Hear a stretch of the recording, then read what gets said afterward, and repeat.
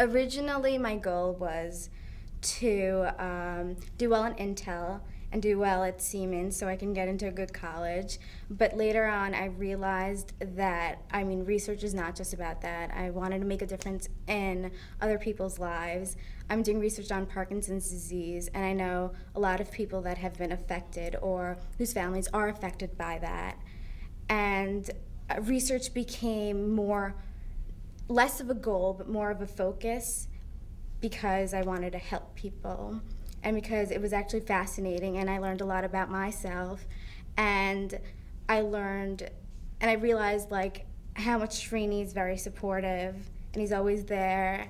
Srini has had a long history in the department that I'm the chair of, and taught in our physiology course, and I also have a long history as a faculty member here of having high school and graduate students and mostly undergraduate students working in my lab. So because of Srini's presence in the department and his commitment to this kind of a program and his knowledge that myself and others in the department have an interest in educating young people beyond just medical students or college students necessarily, he certainly lets us know that these programs exist and we participate when we can. It's not only one person now doing this whole thing. There is input from all the people in this university or medical center, and the chairmen from different departments, starting from basic science to clinical sciences. They just dropped emails and said, Srini, why don't you put me in? And then I started thinking that this is going to be good, because the students, instead of hearing from one person like me trying to tell them of different fields, it'll be really good if I really call an expert from that particular field, and then let the students interact with that expert. And so it grew really, really big.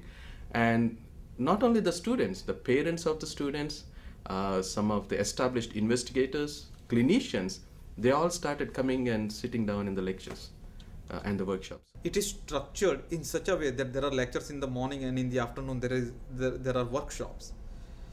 And it is only 3 days out of a week, and it is a 4-week program. So I think the students utilize the time in the best possible way, and I think they are exposed to this aspect very early on.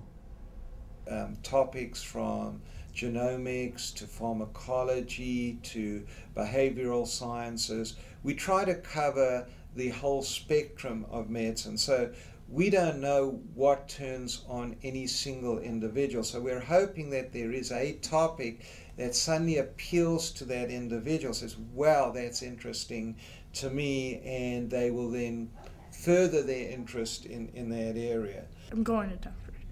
It was a little advanced for me, but actually I understood a lot of it because I've been my dad's actually in the field, so I've been exposed to a lot of these things. So it wasn't as bad as I thought it was gonna be, as in depth. It would be high sophisticated vocabulary. I'd be like, what's this word mean? Every 30 seconds, but it wasn't that bad. There's so many different lecturers coming in and going out that each one talking about a new topic, and everything is new and just much more in depth than what I've heard of in the past. So it's been great.